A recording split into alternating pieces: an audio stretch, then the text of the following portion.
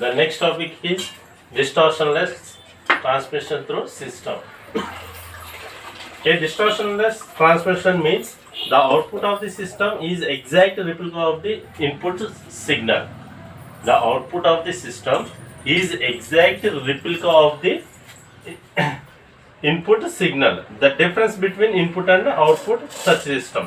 అంటే ఇక్కడ such system that is అంటే ఇక్కడ 2 పాయింట్స్ ఉన్నాయండి.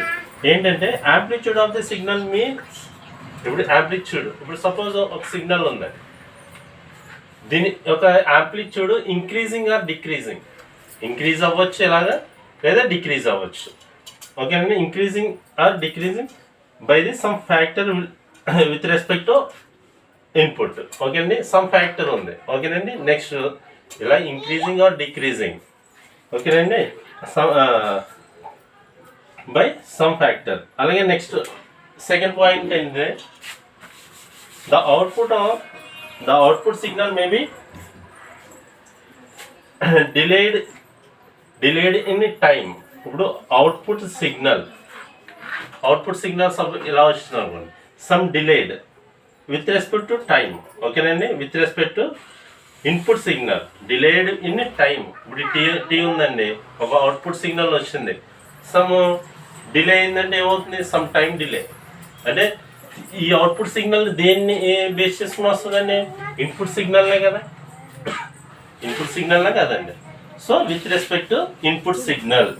ఓకేనండి, the time delay with respect to input signal. ఓకేనండి, ఇక్కడ చూడండి, the output signal y of t, the output signal y of t can be written in terms of input x of t.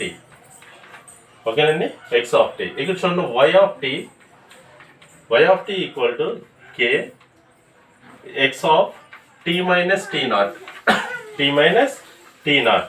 ఇందాక చెప్పాను చూసారా మీకు డెఫినేషన్లో 2 points ఉన్నాయండి. ఆ 2 points ఏంటి, increasing or decreasing of the amplitude some factor అన్నాం. అలాగే time delay some time delay అన్నాం.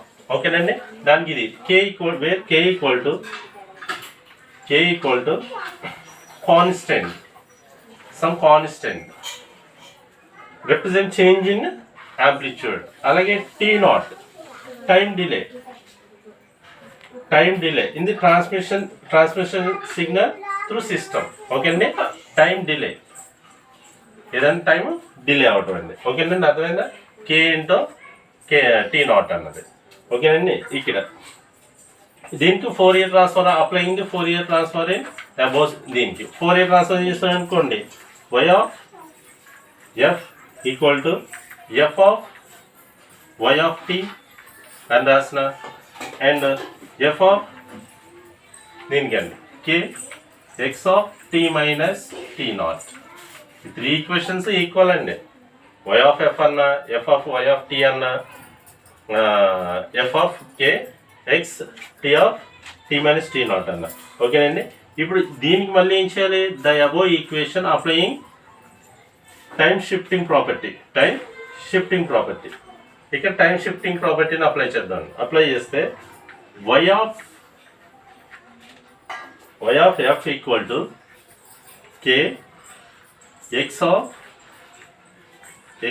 f. ఓకేనండి, x of f e power minus j 2 pi f t naught, 2 pi f t naught అండి. ఓకేనండి, ఏంటండి ప్రాపర్టీ, షిఫ్టింగ్ ప్రాపర్టీ అప్లై చేస్తాం ఇక్కడ. ఓకేనండి, దీనికి ట్రాన్స్ఫర్ ఫంక్షన్ అగైన్ మళ్ళీ ట్రాన్స్ఫర్ ఫంక్షన్ అప్లై చేయాలి. Transfer function is given by transfer function ఏంటంటే h of f equal to y of f by x of f. ప్రీవియస్గా ఇంపల్స్ రెస్పాన్స్ చెప్పాను నేను మీకు. h of అంటే ఇక మనకి impulse response h of f. ఓకేనండి, ఇది అర్థమైందండి. ఇప్పుడు దీన్ని బట్టి ఇక్కడ రాస్తామండి, h of f అంటే మనం ఏం చేస్తాం, h of f అనేది ఇక్కడ సబ్స్టిట్యూట్ చేస్తాం. ఓకేనండి, k e power minus j 2 pi f t naught, 2 pi f t naught. ఓకేనండి, this equation is this equation gives the transfer function of for distortionless system. Transfer function of distortion ఈ equation ఏంటండి? Transfer function of distortionless system. ఓకేనండి. Next ఒక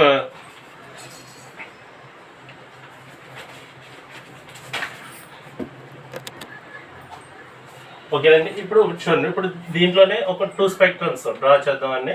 దాంట్లో first phase shift కూడా ఉన్నది. ఇందాక ఏంటంటే మ్యాగ్నిట్యూడ్, ఇది phase shift. θ of t equal to -2π ft0. ఓకేనండి. θ ఆఫ్ t ఈక్వల్ టు ఇదేంటండి ఫేజ్ షిఫ్ట్కి -2π ft0. ఓకేనండి. దీన్ని -2π t0 f. ఓకేనండి. ఇదేమో ఫ్రీక్వెన్సీ షిఫ్టింగ్ అని. ఓకేనా, డిస్టర్షనల్ ట్రాన్స్మిషన్. దీంట్లో చూడండి, ఇదేంటండి యాంప్లిట్యూడ్ స్పెక్ట్రమ్ ఆఫ్ యాంప్లిట్యూడ్ అండి. ఇదంతా యాంప్లిట్యూడే కదండి. Amplitude spectrum of distortionless transmission. ఓకేనండి. ఇది ఫ్రీక్వెన్సీ, ఇది మైనస్ ఫ్రీక్వెన్సీ. ఓకేనండి. అలాగే ఇప్పుడు ఫేజ్ స్పెక్ట్రమ్. ఓకేనండి. ఇది -f, ఇది f. ఇక్కడ θ ఆఫ్ t ఫేజ్ స్పెక్ట్రమ్ అన్నమాట. ఇది ఫేజ్ స్పెక్ట్రమ్